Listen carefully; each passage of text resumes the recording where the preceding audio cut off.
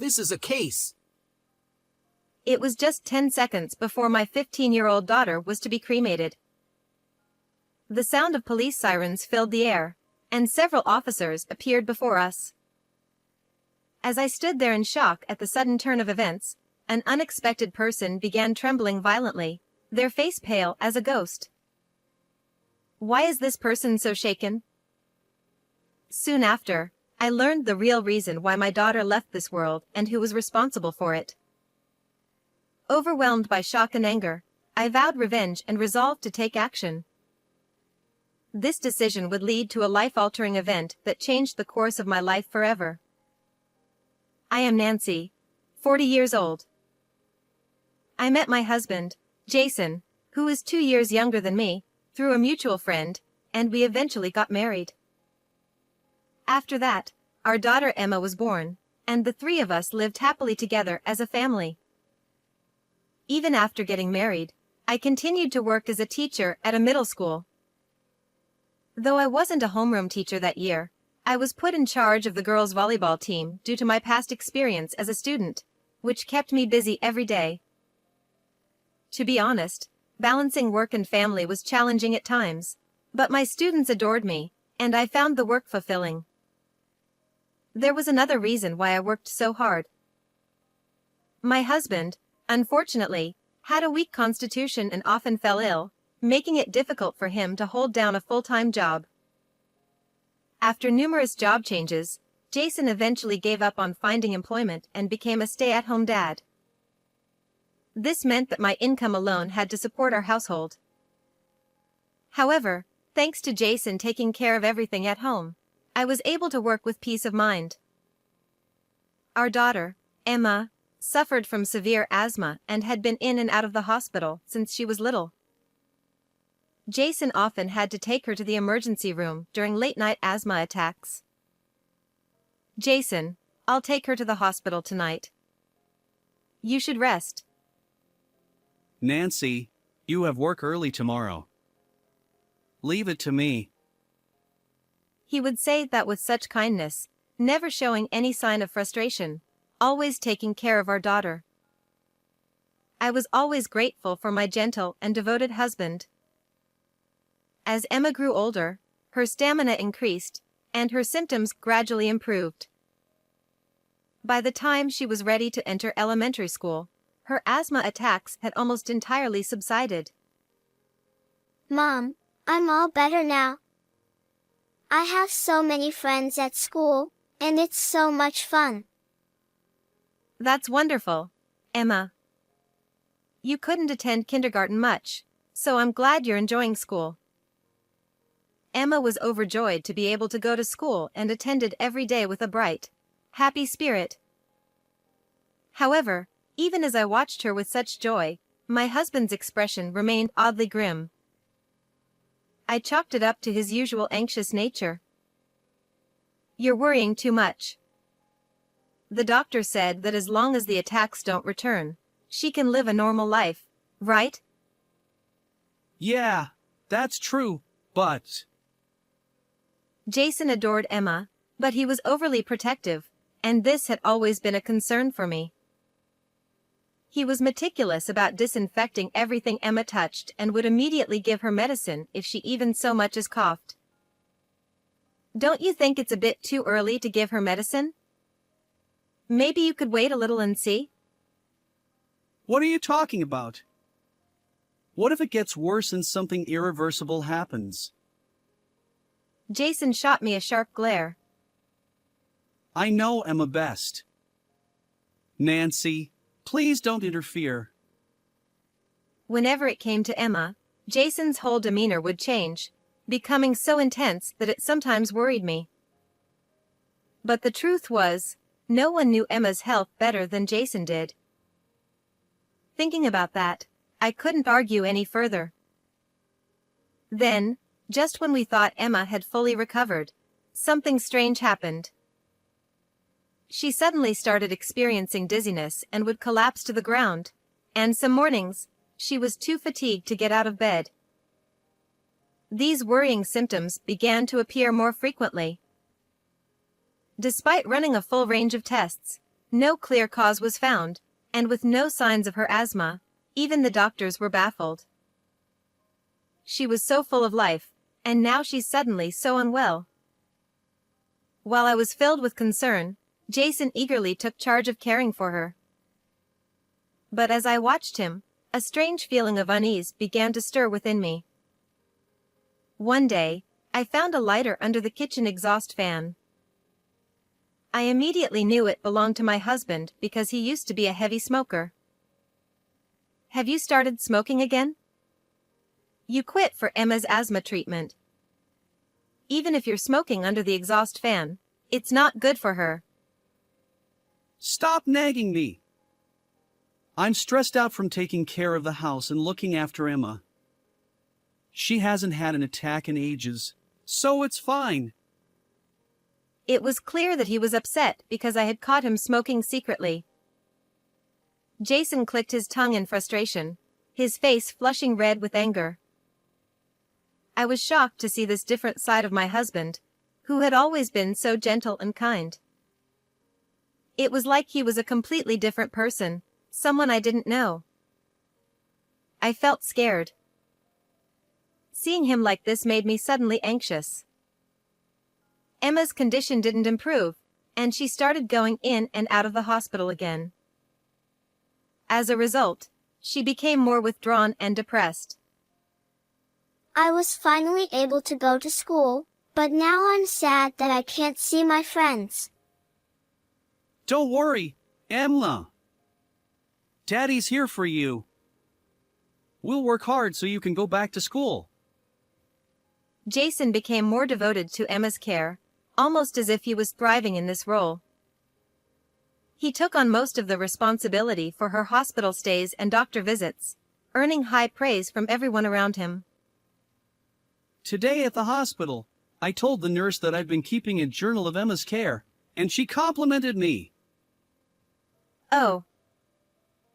Jason had been meticulously documenting Emma's condition and health in a notebook ever since she was diagnosed with asthma. You mentioned it just to get praise, didn't you? I couldn't shake the feeling of unease as I watched Jason, who seemed so pleased with himself. Emma's symptoms continued to fluctuate, and we remained stuck in a cycle of treating her without ever discovering the root cause of her illness. 8 years passed, and before I knew it, Emma had turned 15.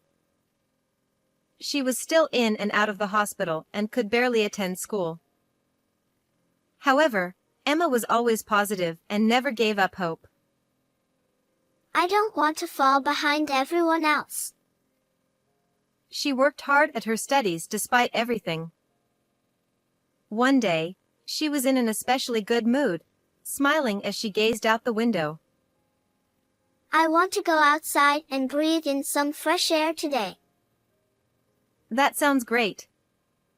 You need to soak up some sunshine and recharge. Usually, Emma stayed indoors out of concern for sudden changes in her condition, so I was delighted to hear her say that. However, Jason frowned. No, she can't. Even if she seems fine, Emma is still sick. There's no way she should go outside. It's just for a little while. She's really energetic today. Fine. Do what you want. Seeing how healthy Emma seemed, Jason couldn't argue anymore and stormed off to his room, sulking. Why does he insist on treating her like she's so fragile? I don't think it's necessary. So, I took Emma outside, and we went for a short walk around the neighborhood. For the first time in a long while, she stepped out of the house, squinting up at the sun and stretching as she soaked up the light, looking so happy. I'm sorry, Emma, for making you feel lonely while I was always at work. Well, I'd be lying if I said I never felt lonely. Seeing her lower her head and stare at the ground for a moment made my heart ache with guilt. But then she looked up and gave me a bright smile. But you know, it's my dream to become a teacher like you, Mom. I want to teach kids in hospital schools who can't go to regular school because they're sick, just like I was. Her clear eyes met mine as she spoke, and I felt a warmth spread through my chest, making my eyes well up with tears. Emma wants to follow in my footsteps. I'm so glad I've kept up with my work. I felt a deep warmth inside as I spent this precious, happy moment with my daughter. But the next day, something unbelievable happened to us. Emma suddenly fell ill, and I received a call from Jason saying she had to be hospitalized immediately. I couldn't help but remember the sad expression Emma had shown the day before. I want to be by her side. I'll leave school early and head to the hospital. I understand how you feel, but I'm with her, so it's okay. The doctors said it was just a precautionary hospitalization. There's no need for you to rush over. Reassured by Jason, I decided to go to Emma after my classes were done. But just a few hours later, I received the news I never expected. Emma's condition had suddenly deteriorated, and she had passed away. No. This can't be true. It must be a mistake. I rushed to the hospital, but even as I faced Emma, I couldn't believe it.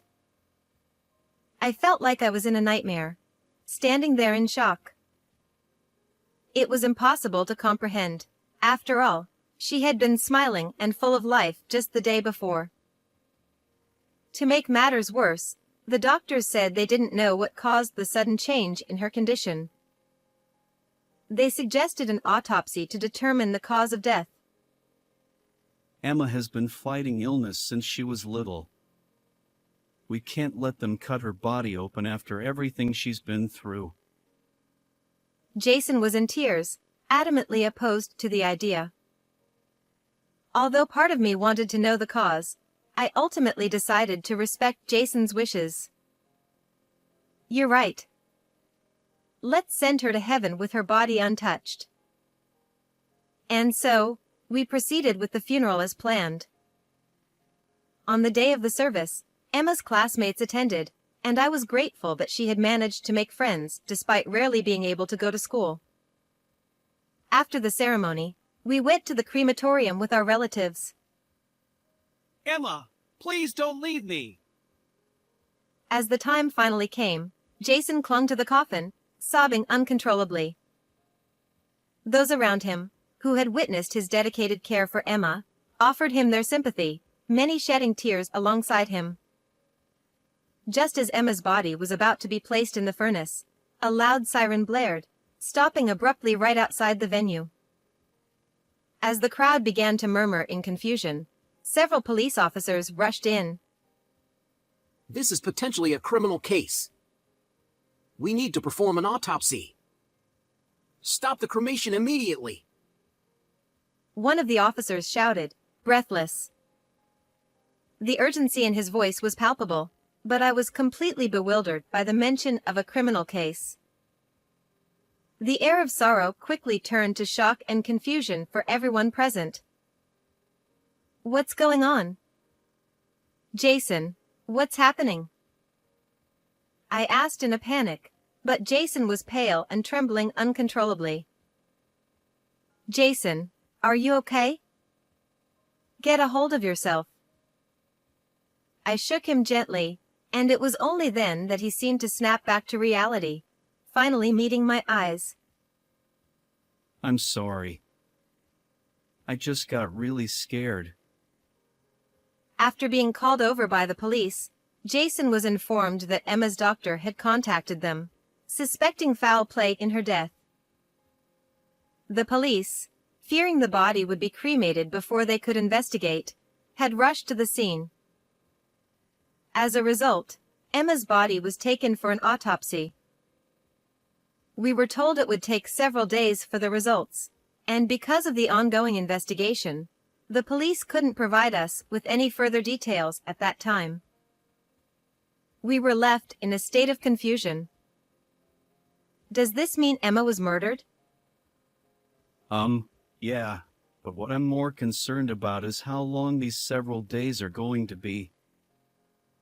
From that moment on, Jason seemed distant, barely responding to anything I said, and he was constantly anxious, fixated on when the test results would come back. How can you be so indifferent when our daughter might have been murdered? Jason's behavior troubled me deeply, but there was nothing I could do except wait for news from the police. And then, 3 days later, we finally received the results. The cause of Emma's death was determined to be a drug overdose, and the authorities were investigating the hospital staff involved. Does this mean it was the hospital's fault? How could they do this to Emma? I won't forgive them. Jason, calm down. We don't know for sure yet.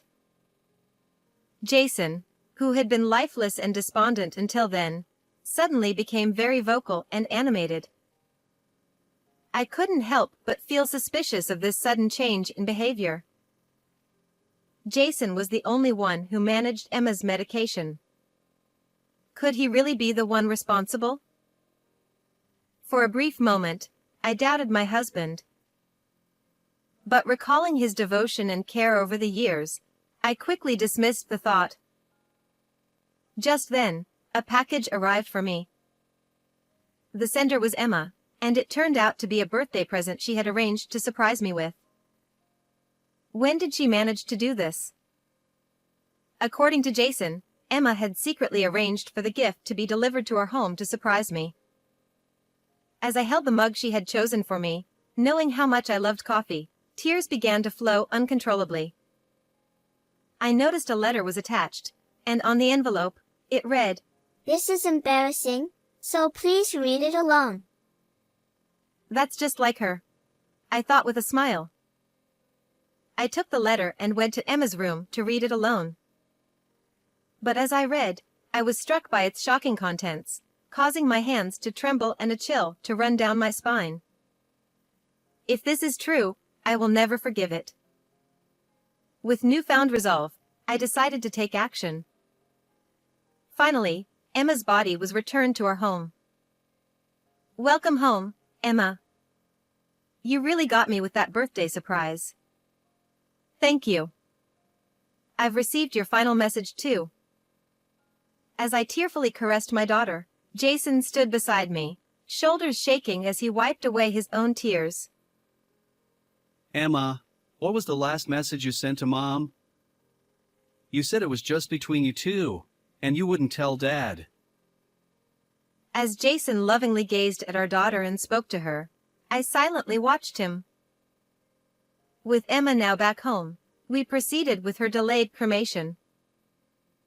During the ceremony, I decided to read her letter aloud. I want our family to hear Emma's final words. I understand how you feel, Nancy. But couldn't you have at least told me what it says beforehand? Jason seemed a bit irritated that I insisted on keeping the letter's contents a secret until the day of the ceremony. But even so, I remained steadfast in my decision. And then, the moment arrived. As I began reading Emma's words of gratitude to me, I could hear the soft sounds of sobbing among our relatives. My husband, too, nodded deeply, pressing a handkerchief to his eyes. Glancing at him, I continued reading the letter. But as I moved on to the next part, the atmosphere in the room shifted dramatically. Everyone's eyes widened in shock, and expressions of disbelief spread across their faces. And it was no wonder why. What I read out loud revealed the horrifying truths of what my husband had done to our daughter. During her hospital stay, when Emma had said, I want to get better soon and go back to school, Jason had replied, But if you stay sick, you can be with Daddy all the time. Emma wrote about how much she hated hearing those words, how her father's mood would sour whenever she showed signs of improvement, so she pretended to feel worse than she did. At the end of the letter, She even confessed that she had come to believe she wasn't allowed to get better, and this had deeply saddened her. It was clear that this letter was Emma's SOS to me. Suddenly, the husband who had been crying just moments before turned to me with a pained expression. None of that is true. Emma had a wild imagination, and she made it all up. He shouted, his voice filled with anger. It's ridiculous. What kind of parent would want their own child to stay sick? As Jason's anger became more and more apparent, I confronted him with a certain fact. I read your caregiving journal. What? You read that? How dare you go through someone else's notebook without permission? Jason stammered, sweat beading on his forehead, clearly agitated. I had found his journal hidden deep inside a drawer at home. From what I read, it's clear that you were deliberately trying to keep Emma sick. I said. What do you mean? What you read? I was just noting her condition and the medication she took each day. He protested, his eyes darting nervously. Without a word, I handed him the caregiving journal, holding it out right in front of him. You deliberately reduced the prescribed dosage and gave it to Emma, didn't you? No wonder she never got better. You think I'd trust the amount of medication the doctors prescribed? I've been taking care of her all this time, so I know what the right dosage is. Jason responded, justifying his actions with a selfish rationale that left me appalled. And that's not all. You also gave her your blood pressure medication, didn't you? Who knows what you're talking about? He muttered, evasively. That's why she was dizzy and couldn't get up in the morning. You knew that medication could strain her heart, didn't you? Jason's face turned pale as he listened to my accusations. Why did you want so badly to keep Emma sick? What was the point? At this, Jason smirked, fully revealing his true nature. Yeah, it's all true. Everything written in that letter. I couldn't work, so at first, I had no choice but to take care of her because of her asthma. Everyone in the room froze, stunned by this sudden change in Jason's demeanor. But then everyone praised me. They all said how admirable it was for a father to take care of his sick daughter. It felt good. And it was easier too. I didn't have to work as long as I was looking after her. So when you said you couldn't work because of your health, that was a lie? You're nothing but a lazy fraud. I exclaimed, but my words seemed to fall on deaf ears. Jason slouched back into a chair, crossing his legs, a smug expression on his face. But then, she started getting better, and that wasn't good for me. I couldn't let that happen, so I made sure she stayed sick. As I listened to him speak so casually about such horrific acts, I trembled with disgust and anger. It became clear that Jason deserved the most severe punishment. Emma died because you gave her an overdose of your own medication, didn't she? That's right. I didn't think what I had was enough, so I bought additional drugs online. But I guess I gave her too much this time. He admitted, his words so chilling that they seemed unreal. And everyone was so stupid that they pitied me after she died. They all praised me for taking care of her until the end. It was the perfect ending. Jason said, grinning as he recalled how people had unwittingly validated his twisted actions. Everyone in the room was speechless, dumbfounded by his selfishness. Then, suddenly, Jason lunged at me. All that stuff I just said, it won't matter if there's no evidence left. Nancy, hand me that caregiving journal right now. Stop it.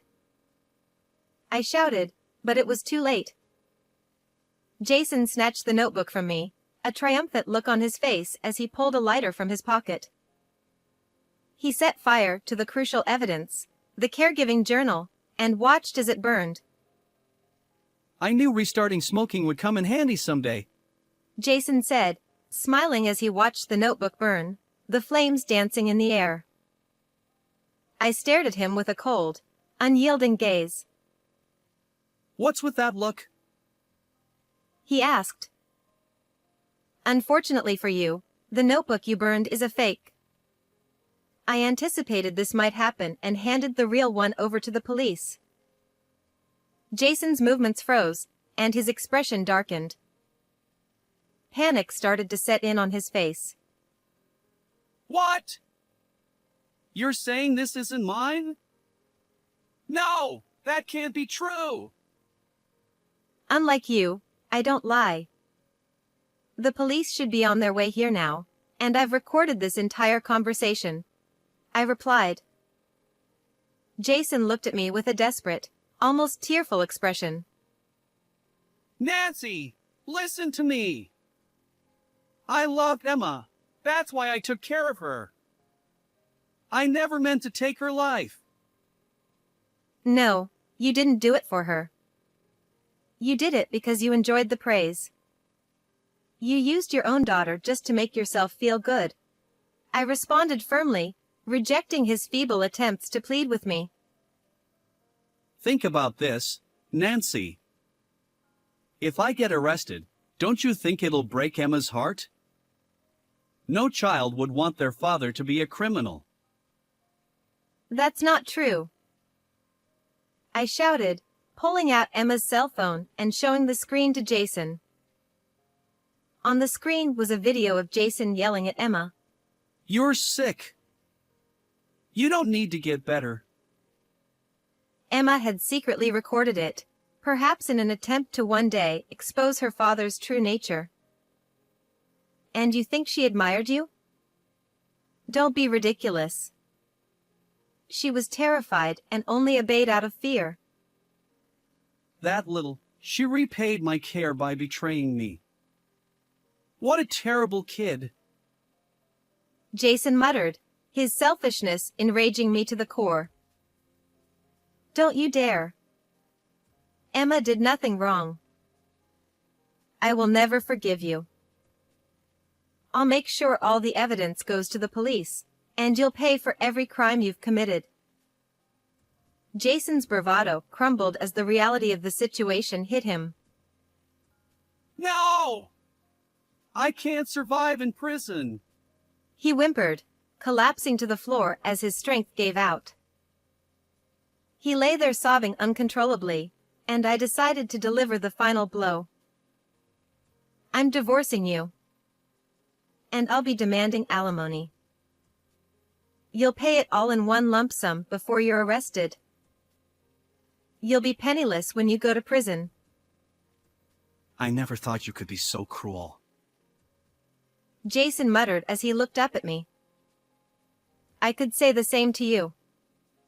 I never thought you could be such a despicable human being. I responded, leaving him speechless. It was then that the police arrived, and Jason was dragged out and placed into the patrol car. Afterward, my husband was arrested and charged for his crimes. The evidence I provided played a crucial role, and it seems he'll be facing severe punishment. As I declared, I divorced him and demanded $50,000 in alimony. It turns out he had a secret savings account in his name, so I was able to collect the full amount in one lump sum. With my newfound freedom, I decided to honor my daughter's memory by resigning from my previous teaching job. I decided to become a teacher in a hospital school, a dream Emma could never fulfill.